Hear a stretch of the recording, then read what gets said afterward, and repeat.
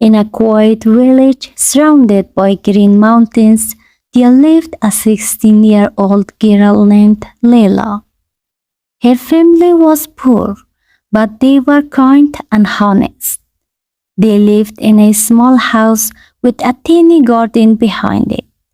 Every morning, the song of birds woke Laila before the sun came up. She got out of bed quietly so she would not wake her little brother. First, she helped her mother make breakfast. Then she carried 2 heavy buckets of water from the village well. After that, she fed the chickens, cleaned the yard, and watered the vegetables. Only after finishing all her work did she put on her old school uniform. The uniform was clean, but it was old. Her shoes had small holes and her school bag had been sewn many times by her mother.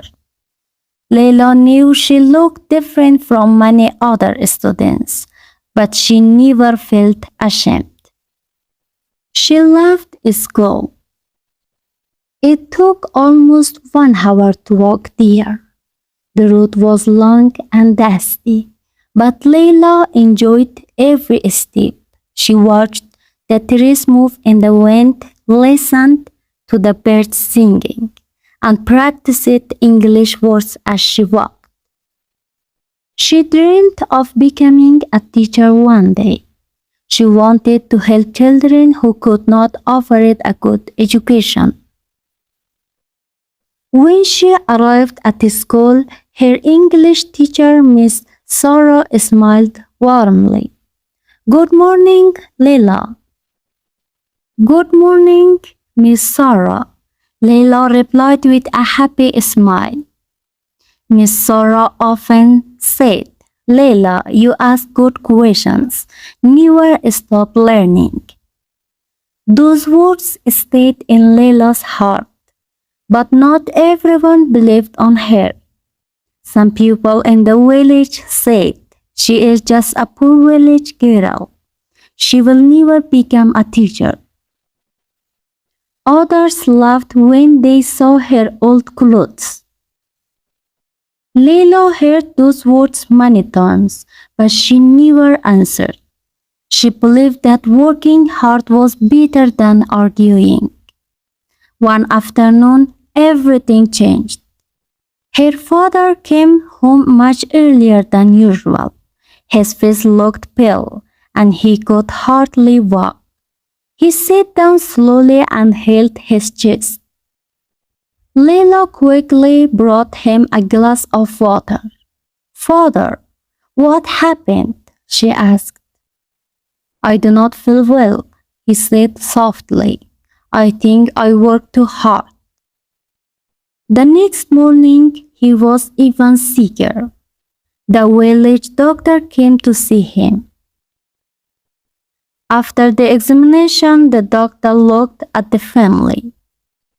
"He needs to rest for several months," the doctor said. "If he keeps working, his condition will become worse." The room became silent. Laila looked at her mother. Her mother looked at the floor. Everyone understood the problem.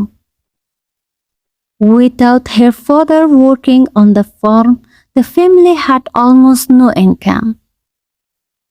That evening, after dinner, Laila heard her parents talking quietly. "We do not have enough money," her mother whispered. "I know," her father answered sadly. "We may have to stop Laila's education for now." Those words broke Laila's heart. She stood behind the door and closed her eyes. She wanted to cry, but she did not. Instead, she took a deep breath. The next morning, she folded her school uniform carefully and placed it inside a small wooden box. Then she picked up a basket for the farm instead of her school bag. As she walked out of the house, she looked one last time at the road leading to her school. She whispered to herself, I will come back. I don't know when, but I will. The days became longer and harder. Every morning, Laila went to the farm with her mother. They planted vegetables, picked tomatoes, carried heavy baskets, and worked under the hot sun. By the time they returned home, Laila was exhausted. Sometimes she wanted to sleep right after dinner. But every night after her parents and little brother fell asleep, she quietly lit an old oil lamp. She opened the English books she had borrowed from school before leaving. The small room was silent. Outside, the wind blew through the trees. Inside, Lila read one page after another. When she found a new word, she wrote it in a notebook and repeated several times. She knew learning was slow, but she refused to give up. One evening, there was a soft knock on the door. It was Miss Sarah. I was worried about you, she said. Leila invited her inside. Miss Toro looked at the books on the tables and smiled. So you never stopped studying? Leila shook her head. I could not. I still have my dream. Miss Sorrow opened her bag and placed a few new books on the table. I brought these for you. Leila's eyes became wide. For me? Yes, Miss Sarah said, I believe on you. Before leaving, Miss Sarah said something Leila would never forget. Life may slow you down, but never let it stop you. Those words stayed in Leila's heart. A few weeks later, Miss Sorrow returned with exciting news. There is a national writing competition, she said. Students from all over the country can join. The winner will receive a full scholarship to continue studying. Leila looked surprised. But I am no longer a student. Miss Sorrow smiled. The rules say anyone of school age can participate. Leila became quiet. She had never entered a competition before. What if my story is not good enough? She asked. Miss Sorrow looked at her kindly. Write about what you know. Write about your life. No one can tell your story better than you. That night, Leila sat beside the small lamp with a blank notebook. She held her pencil for a long time. Then she began writing. She wrote about her village. She wrote about waking up before sunrise. She wrote about carrying water, working on the farm, and walking a long road to school. She wrote about hope. She wrote about never giving up. Every night she changed a few sentences. She crossed out words. She added new ideas. Sometimes she smiled. Sometimes she cried while writing. When she finally finished, she carefully placed the page inside an envelope. The next morning, Miss Sarah mailed it for her. Now there was nothing left to do except wait. Days turned into weeks. Leila continued working on the farm. Slowly, she stopped thinking about the competition. She believed that thousands of students had written better stories than hers. Then one afternoon, a white car drove into the village. People stopped working and looked at it with surprise. The car stopped in front of Laila's house. A man in a dark suit stepped out, holding a large envelope. He looked around and asked, "Does Laila live here?" The whole village became quiet. Everyone looked at Laila. She slowly walked toward the man. "Yes, I am Laila," she said. The man smiled. "My name is Daniel. I am from the education foundation that organized the writing competition." Layla's heart started beating faster. He opened the envelope in his hand. "I have good news for you." The judges read your story and they were deeply moved. They chose your story as the winner. For a few seconds, Layla could not say anything. "Winner?" she asked softly. "Yes," Daniel said. "You have received a full scholarship. You can return to school and continue your education." Layla covered her mouth with her hands.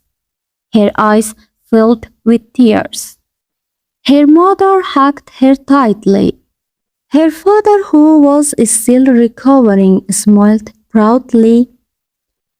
"I knew you could do it," he said. That evening, the whole village talked about Layla's success. The same people who once said that her dream was impossible now came to congratulate her. One old man from the village said, "We were wrong about you, Layla. You showed us that a person's future is not decided by where they are born." Layla smiled politely. She was not angry with them. She only wanted to prove one thing. A dream can grow anywhere. A few months later, Layla left the village to continue her studies. It was not easy. She missed her family. She missed the mountains, the small garden, and the quiet morning. But every time she felt tired, she remembered her old days. She remembered walking 1 hour to school. She remembered sitting under a small oil lamp. She remembered the words of Miss Sarah. "Love may slow you down, but never let it stop you." Years passed. Layla worked hard and finally became a teacher. But she never forgot her village.